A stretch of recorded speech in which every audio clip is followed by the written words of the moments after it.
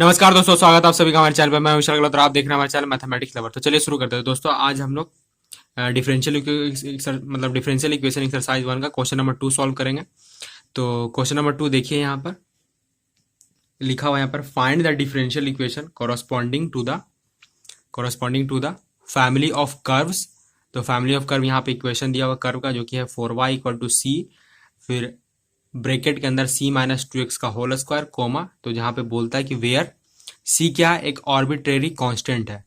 तो इस differential equation corresponding family of curve हम लोग को निकालना है, जहाँ पे c हमारा को ऑर्बिट्रेरी कांस्टेंट। आइए इसको हम लोग सॉल्व करते हैं और इसको हम लोग फाइंड करते हैं। तो सबसे पहले देखिए दोस्तों, हम लोग चूंकि कर्व का इक्वेशन दिया होता है, सबसे पहले कर्व का इक्वेशन हम लोग लिखते हैं। तो यहाँ पर अगर आपको दिक्कत हो रहा होगा कि फैमिली ऑफ कर्व क्या है, तो मैं आगे वाले नेक्स्ट वीडियो में आपको बताऊंगा कि आखिर बेसिकली क्या है, या फिर इस पर एक वीडियो आपको अपलोड कर दूंगा ताकि आपको समझ में आ जाए पूरी तरह से। क्योंकि ये फैमिली ऑफ कर्व में बहुत सारी चीज़ें आती है। तो फिलहाल के लिए आप समझिए कि एक तरह का कर्व ही है, जो कि इसका इक्वेशन ये दिया हुआ है। तो आइए इसको हम लोग सॉल्व करके देख लेते हैं कि क्या कुछ है इसमें।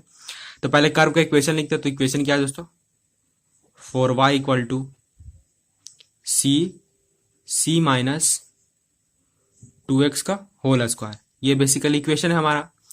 तो जब इसको हम लोग डिफ्रेंशिएट करेंगे तो 4 तो कांस्टेंट है, उसके बाद फिर क्या होगा दोस्तों, dy बाई डी एक्स होगा इक्वल टू। तो जब इसको डिफ्रेंशिएट करेंगे तो ऑब्वियसली u इंटू वी के फॉर्म में करेंगे। तो जब u को रखेंगे मतलब c को u, इसको u मानते इसको v मानते हैं। तो जैसे ही इसको डिफ्रेंशिएट कीजिएगा, तो माफ कीजिएगा दोस्तों, थोड़ा सा यहाँ पे मिस्टेक इसलिए क्योंकि u इंटू वी के ग्रुप में ब्रेक नहीं कर सकते ऑब्वियसली इसलिए क्योंकि एक आर्बिट्रेरी कांस्टेंट पहले से ही बोलते हैं। तो c बेसिकली हम लोग कांस्टेंट ही मानना होगा। तो कांस्टेंट को वैसे रखते हैं, इसको डिफ्रेंशिएट करेंगे। जब डिफ्रेंशिएट करेंगे तो टू क्या आएगा आगे, क्योंकि x to the power n वाला फॉर्मूला अप्लाई होगा। उसके बाद c माइनस 2x, ये वैसे का वैसे ही रहेगा। उसके बाद फिर जब इसको डिफ्रेंशिएट करें अंदर में, तो यहाँ पर क्या आएगा, फिर -2 आएगा। तो यहाँ पर मल्टीप्लाई का मैं साइन दे देता हूँ। तो कुछ इस तरह का मतलब कि नेक्स्ट स्टेप हमारा होगा। तो माफ कीजिएगा, यहाँ पर c मैंने चूंकि ध्यान नहीं दिया था, यहाँ पर पहले क्वेश्चन में लिखा है कि एक ऑर्बिट्रेरी कांस्टेंट है, तो इसके लिए माफ कीजिएगा। अब हम लोग चलते हैं नेक्स्ट स्टेप में। तो थोड़ा सा इसको सिंप्लीफाई करते हैं, जो कि है 4 into d y by d x equal to. तो जब इसको आप मल्टीप्लाई कीजिएगा तो क्या लिख सकते हैं, -c और 2 2 जा 4।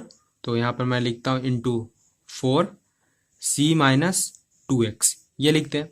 उसके बाद 4 से 4 यहाँ पर डायरेक्टली आप कैंसिल कर सकते हैं, जो कि ऑब्वियसली मल्टीप्लाई में जाएगा तो डिवाइड में तो कैंसिल होगा। तो फाइनली टर्म क्या बनेगा दोस्तों, dy by d x equal to -c minus 2x। तो ये हमारा बन गया है। सिंप्लीफाई होने के बाद ये वाला हमारा टर्म बन गया। तो इसको हम लोग बेसिकली मान लेते हैं क्या, इक्वेशन 1। अब इस इक्वेशन में क्या करेंगे दोस्तों, इसको चेंज करेंगे थोड़ा सा, क्योंकि हमको बेसिकली निकालना क्या है दोस्तों, तो डिफरेंशियल इक्वेशन निकालना है, जो कि कॉरस्पॉन्डिंग मतलब फैमिली ऑफ कर्व का इक्वेशन दिया था हमको डिफरेंशियल इक्वेशन के फॉर्म में। ये जो हमारा इक्वेशन कर्व का इक्वेशन देख रहे हैं, इसको बनाना है डिफरेंशियल इक्वेशन का फॉर्म में। तो आइए इसको और हम लोग थोड़ा सा सॉल्व करते हैं, क्योंकि डिफरेंशियल इक्वेशन का फॉर्म में टोटली है ही नहीं है। तो क्योंकि इसमें आर्बिट्रेरी कांस्टेंट है, तो सब कांस्टेंट वगैरह सबको सारे को यहाँ पे रिप्लेस करना होगा, मतलब हटाना होगा, पूरी तरह से डिफरेंशियल इक्वेशन का फॉर्म में लाना होगा। तो इसको इसलिए इक्वेशन 1 मान लिया। अब हम लोग चलते हैं नेक्स्ट स्टेप में।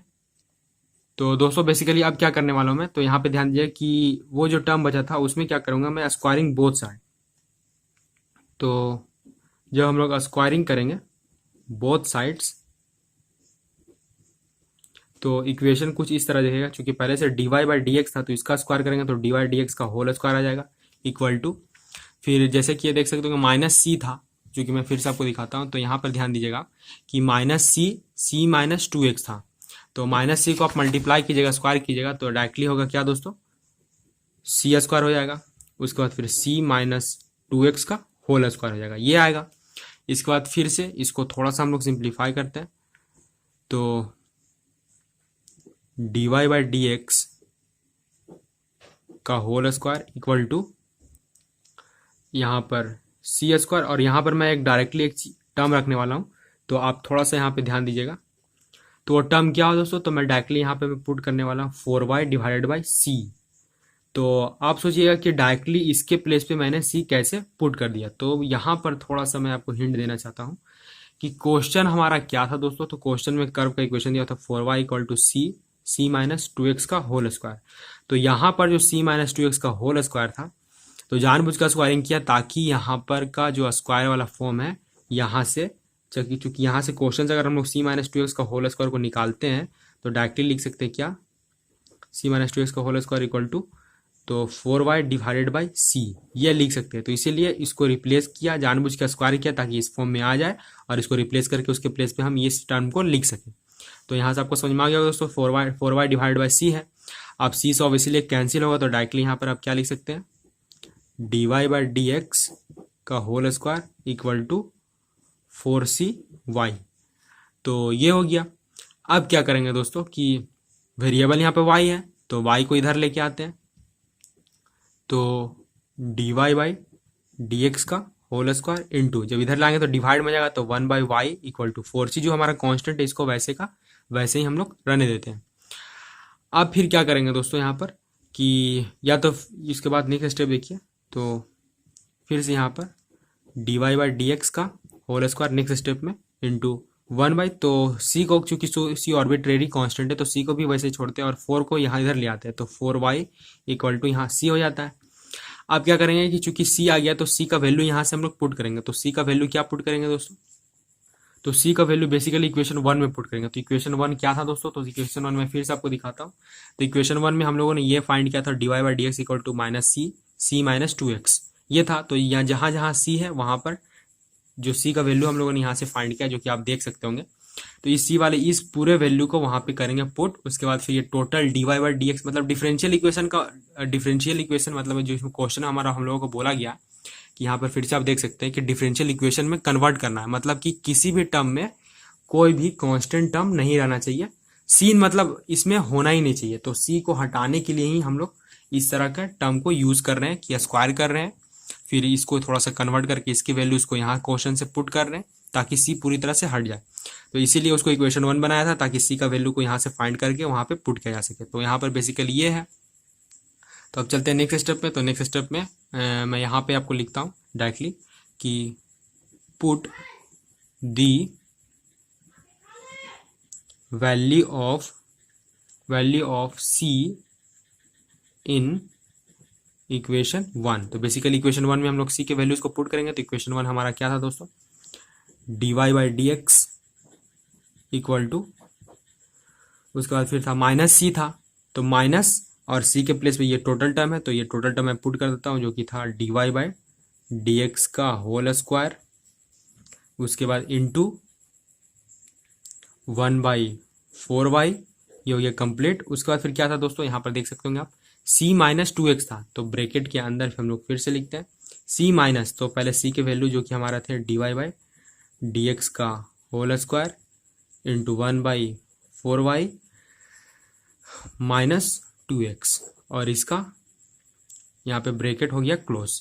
तो ये था दोस्तों, तो सारे वैल्यूज को मैंने पुट कर दिया। अब आइए इसको हम लोग करते हैं सिंप्लीफाई। तो जैसे इसको थोड़ा सा सिंप्लीफाई कीजिएगा तो इसको डायरेक्टली आप लिख सकते हैं क्या, LHS में तो हमारा जो dy बाई डी एक्स ये तो वैसे का वैसे ही रहेगा, लेकिन इसको डायरेक्टली लिख सकते हैं क्या, minus dy by d x का होल स्क्वायर।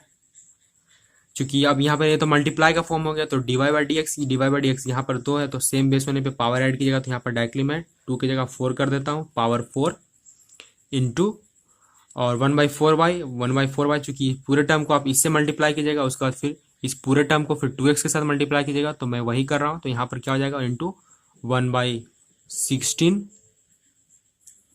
y स्क्वायर, फिर माइनस माइनस यहाँ पर माइनस माइनस प्लस हो जाएगा, तो यहाँ पर फिर से क्या होगा दोस्तों, dy बाई डी एक्स का होल स्क्वायर हो जाएगा, इंटू जब इसको मल्टीप्लाई करेगा आप तो डायरेक्टली आप लिख सकते हैं क्या, x इंटू 2y, क्योंकि 2x से 4y 2 से कैंसिल होगा ये 2 बार में, तो नीचे 2y बचेगा और डिनोमिनेटर में 2y होगा और न्यूमरेटर में जो x हमारा है ये तो वैसे का वैसे ही रहेगा। तो ये कुछ इस तरह का हो गया। आइए इसको फिर और सिंप्लीफाई करते हैं। तो इस बार क्या करेंगे दोस्तों, इस पॉजिटिव को इधर लेके हम लोग आते हैं, या फिर दोस्तों एक और रास्ता जो कि सिंपल फॉर्म में आपको ज़्यादा दिक्कत नहीं होगी। आप एक काम कर सकते हैं यहाँ पर कि जैसे कि dy बाई डी एक्स यहाँ पर भी है, तो अगर हम लोग यहाँ से भी dy बाई डी एक्स को कैंसिल मतलब कि कॉमन ले ले, जैसे कि मैं आपको यहाँ पे बताता हूँ कि जैसे dy बाई डी एक्स यहाँ पर है, मतलब स्क्वायर वगैरह नहीं है, और यहाँ से हम लोग dy बाई डी एक्स को कॉमन ले लेते हैं चूँकि दोनों टर्म में है। तो अगर हम लोग पॉजिटिव को पहले लिखते हैं तो यहाँ पर डायरेक्टली आप लिख सकते हैं क्या, dy by d x into x into 2y, और इस माइनस वाले को बाद में लिखेंगे तो यहाँ पर हो जाएगा क्या, dy बाई डी एक्स का पावर 3 इंटू 1/16 y²। ये फॉर्म बनेगा, मतलब दोनों से dy/dx कॉमन ले लिया, चूंकि यहाँ पर एक टर्म है, दो टर्म था तो एक टर्म लिया तो एक टर्म बचा, यहाँ पर 4 टर्म था तो एक टर्म कॉमन लिया तो ये 3 टर्म बचा। तो ये तो कुछ हार्ड नहीं होगा दोस्तों। फिर जब इसको इधर लेके आइएगा तो क्रॉस मल्टीप्लिकेशन या फिर कैंसिल हो जाएगा ये आने पे, तो डायरेक्टली मैं यहाँ पे कैंसिल कर देता हूँ। तो इधर क्या बचेगा दोस्तों 1, इधर तो ऑब्वियसली 1 क्योंकि ये आएगा तो डिवाइड में आएगा, डिवाइड का फिर उल्टा मतलब क्रॉस मल्टीप्लिकेशन कीजिएगा, कन्वर्ट होगा तो फिर से कैंसिल होकर 1 ही होगा, तो 1। और इधर क्या बच जाएगा दोस्तों, तो इधर बच जाएगा हमारा dy/dx, मतलब ये जो टर्म आप देख रहे हैं ये टर्म बच जाएगा। तो इसको हम लोग कर लेते हैं नोट। तो dy/dx into x into 2y minus dy/dx का पावर 3 इंटू 1/16 ये टर्म बचेगा। अब इसके बाद फिर हम लोग करते हैं नेक्स्ट स्टेप में 1 इक्वल टू, तो dy/dx जैसे कि यहाँ पर आप देख सकते होंगे, तो इसको वैसे का वैसे रहने देते हैं, लेकिन यहाँ देखिए 2y है, यहाँ पर 16y² है। तो आप चाहें तो हम लोग क्या कर सकते हैं, यहाँ को और सिंप्लीफाई होने के बाद एलसीएम ले सकते हैं। तो एलसीएम जैसे लेंगे तो यहाँ पर क्या हो जाएगा 16y² हो जाएगा, फिर 2y से ये कैंसिल होगा तो 8, मतलब dy/dx ये तो यहाँ पर देख रहे हो dy/dx ये तो न्यूमरेटर में रहेगा, लेकिन 2y से इसको डिवाइड कीजिएगा तो 8 और यहाँ एक y कैंसिल होगा तो 8xy हो जाएगा, बीच में फिर माइनस का साइन, फिर यहाँ से एक ही कार्य कैंसिल होगा तो डायरेक्टली आप लिख सकते हैं क्या dy/dx का पावर 3, ये तो वैसे का वैसे रहेगा। अब उसके बाद फिर देखिए चूंकि फिर क्रॉस मल्टीप्लिकेशन कराइएगा तो इसको बाद फिर लिख सकते हैं क्या 16y² इक्वल टू, और ये जो टोटल टर्म हमारा है इसको आप लिख सकते हैं तो 8xy इंटू dy/dx, बीच में माइनस का साइन, उसके बाद फिर dy/dx का पावर 3, तो ये टर्म बन जाता है। अब उसके बाद फिर क्या कर सकते हो, तो इसके बाद लास्ट स्टेप है दोस्तों। तो चूंकि यहाँ पे स्पेस है तो मैं यहीं पे डायरेक्टली आपको बता देता हूँ। तो जैसे कि आप यहाँ पे देख रहे होंगे सारे टर्म को मैंने क्या किया कॉमन वगैरह लेने के बाद, तो इसको मैं क्या करने वाला हूँ कि इस जो नेगेटिव टर्म है इसको पॉजिटिव कन्वर्ट करूंगा, क्योंकि आंसर में कुछ ऐसा ही दिया हुआ है। आप ऐसे भी आंसर छोड़ सकते हैं, ये भी सही होगा, और फिर पॉजिटिव को नेगेटिव में। तो आंसर के फॉर्म में अगर हम लोग कन्वर्ट करते हैं तो डायरेक्टली देयरफॉर का साइन देकर हम लोग लिख सकते हैं dy/dx का पावर 3 इक्वल टू 8xy, उसके बाद dy/dx, उसके बाद फिर माइनस 16y²। तो ये हो गया क्या दोस्तों हमारा आंसर। तो आपने देखा कि इस टाइप के क्वेश्चन हो, मतलब जो क्वेश्चन नंबर 2 था हमारा, जो कि यहाँ पे लिखा हुआ था कि फाइंड द डिफरेंशियल इक्वेशन निकालना था हमको, कॉरस्पॉन्डिंग फैमिली ऑफ कर्व जो कि इक्वेशन दिया हुआ था, और बोला भी गया था कि सी एक कांस्टेंट है, तो अगर इस फॉर्म में रहता है तो इसका डिफरेंशियल इक्वेशन कैसे निकालते हैं आप यहाँ पे देख सकते होंगे। सी पूरी तरह से क्या हो गया टोटल प्रोसेस में, अब देखिए कैसे कैसे मैंने इसको हटाया है और फाइनली आंसर कैसे यहाँ पर आया है। तो बस दोस्तों फिलहाल वीडियो में इतना ही, मिलते हैं नेक्स्ट वीडियो में। अगर आपको कुछ तरह को डाउट हो तो कमेंट से मैसेज करना मत भूलिएगा दोस्तों। वीडियो देखने के लिए आपका बहुत बहुत धन्यवाद दोस्तों।